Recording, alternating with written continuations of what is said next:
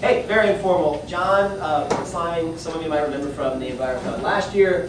Some of you never met before, but either way, John's involved in the Envirothon, and he's also he's service forester. Yeah, service forester in the area. So I'm going to turn things over to John. Maybe we can just talk a few tips about the contest, and then conclude with a little description on what it is.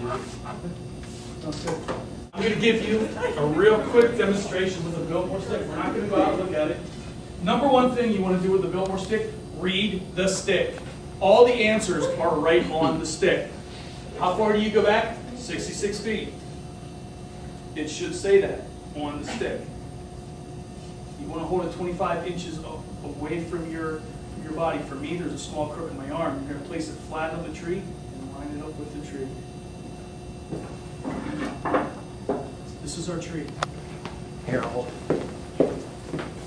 Always make sure you're using the right side of the stick. Once again, it comes down to just paying attention.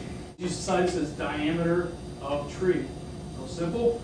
4.5 feet. Once again, it's on the stick. You're going to hold it flat, just like this. You're going to line the sides up.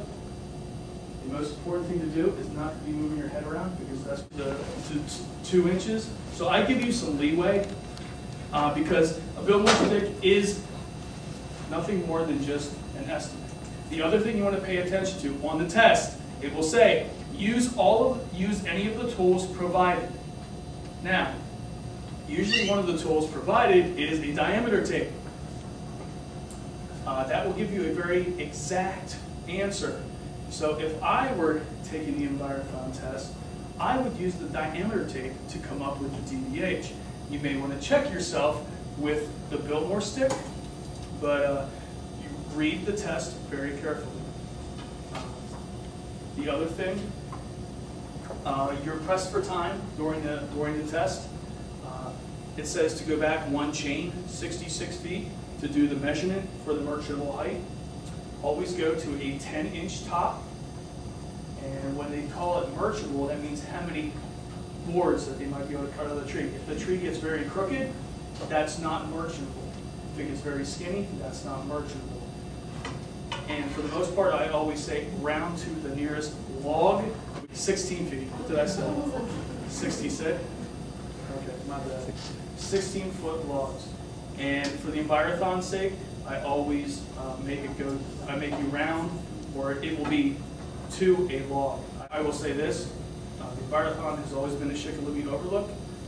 I have never seen a 4-log tree up there yet. Typically the trees are, 2 logs, 3 logs, something like that. Something else that I know other kids have done in the past, and I'm not telling you to do any of this, but the test is going to be at Shikellamy Overlook. You may want to go up there.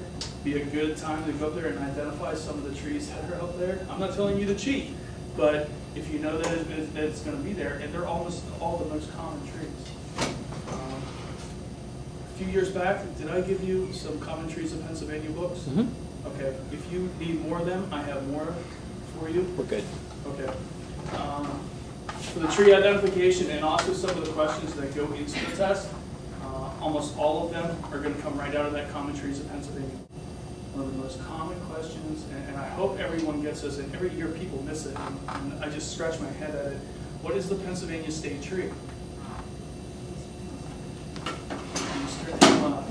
That's usually on the test, and I hope people can to be able to identify and kind of describe every Envirothon. We ask you to start identifying the different parts of a tree. I'm not going to show you this, but there is a lot of handouts and things like that. You should be able to identify what the cambium layer of a tree is, the sapwood, heartwood, xylem, phloem, bark, all the different things that make up a tree, the inside of the tree. Every year that's on the test.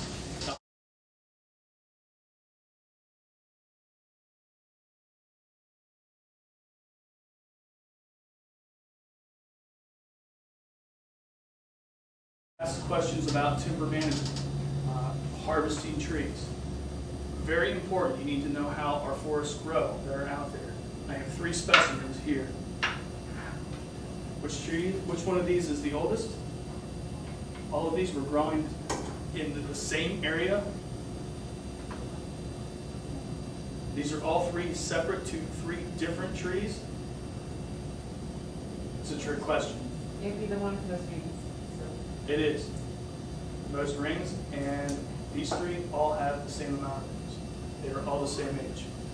Very important to know how our trees grow.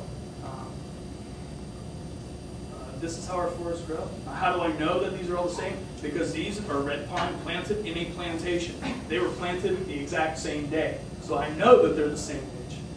But this is how our forests grow. Just because a tree species is a little bit smaller doesn't necessarily mean that it is an older tree. Even if you look in the woods, you can see multiple stems coming out of a tree. A lot of times you'll see one a lot smaller. They came out of the same root system. They are the same age. It's important as a forest manager and the people that are managing for timber production to know which trees have the better genetics, obviously this one, than this little guy.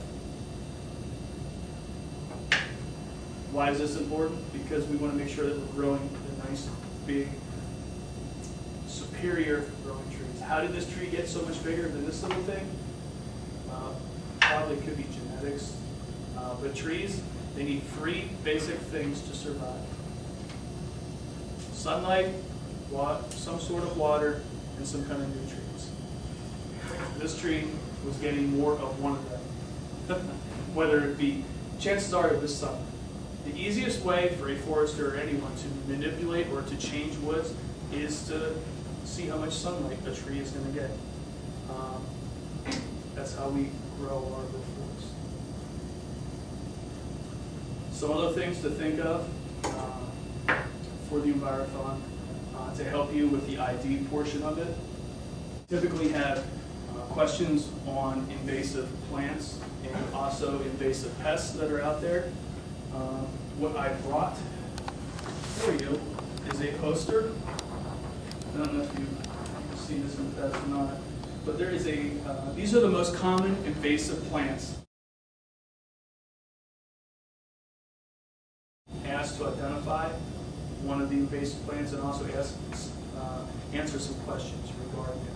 I think last year we talked about mile-a-minute. That was one of the questions.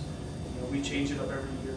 So I would get to know these invasive plants because these are the most common that we have here in Pennsylvania, and a lot of them are up edge. If we overlook it, you'll have some IDs and stuff like that. Common forest pests that we have.